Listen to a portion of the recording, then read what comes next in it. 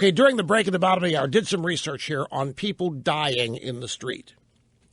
As I said, Mr. Trump is out there saying that we have to support, and he likes the Obamacare mandate.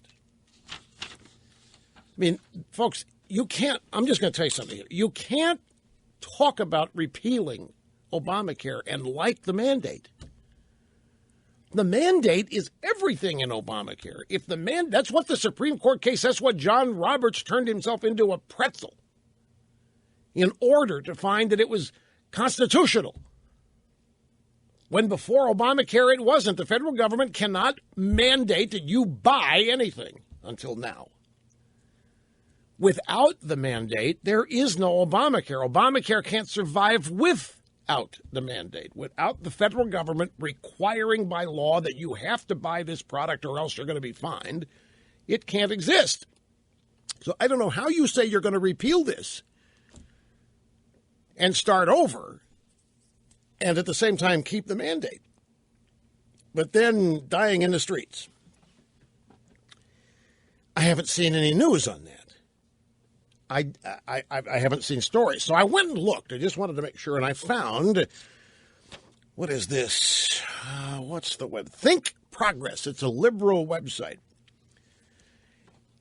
And the headline, Cold Weather Has Already Claimed the Lives of the Homeless. 2,000 people died on the streets in 2014 alone.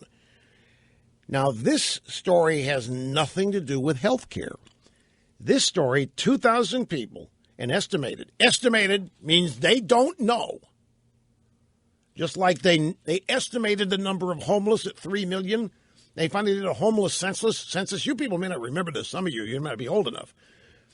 But starting in the mid-'80s, all the way forward for 10 years, is this guy, Mitch Snyder, who was a homeless activist in Washington, the guy that slept on sewer grates at night to show his compassion for the homeless. Sewer grate in the wintertime, just to try to relate. And the homeless didn't like it. What do you mean kicking me off my sewer grate? It's the only way I can stay warm. And Mitch Snyder said, I need to show that I care. I need to show that I'm advocating for you. So you go find someplace else to sleep. I'm taking your sewer grate tonight. I mean, that is what passed for compassion. So anyway, it's about the same time we're letting the homeless live in shopping carts they steal from Publix and calling that compassion. Okay? So, Mitch Snyder's running around. 3 million people in America are homeless. 3 million, and it just caught on, and the media started using it. And I, in the early days of this program, could somebody please back up that number for me? How do we get 3 million homeless? Who says, how do we get there? And lo and behold, a homeless census was taken.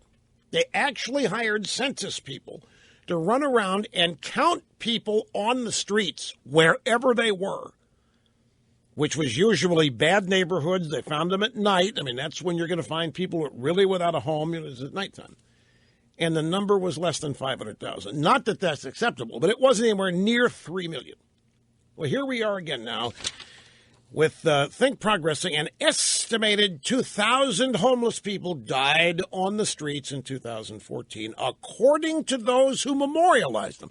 So we are going to take it on the authority of those who memorialized them that 2,000 people died on the streets. But I looked here.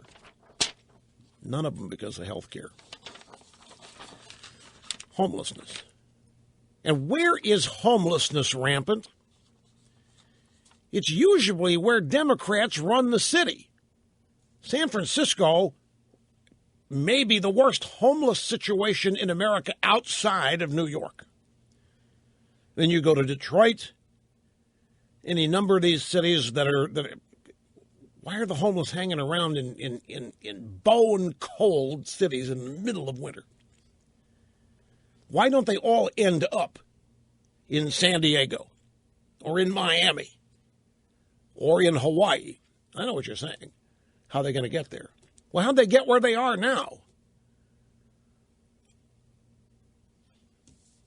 This country has done more, we've given more, we have offered more, we have spent more on our downtrodden than any country in the history of humanity. And this idea that people are dying on the streets, as a reason why the government has to get bigger or the government has to stay in control of health care. I looked it up.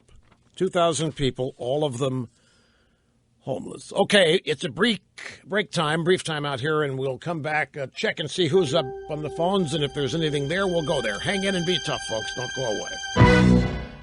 That's a good point. In New York City spends more than $1 billion. That's billion with a B.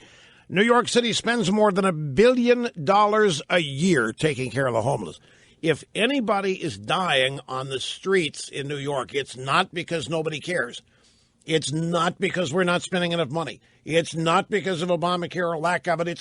It's because, well, I don't want to oversimplify, but I'm telling you, those are the kind of things that happen when liberals are in charge of things.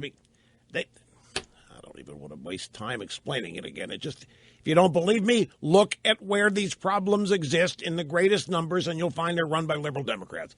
It's no more complicated than that. But the point is, people are not dying on the streets because people in this country don't care.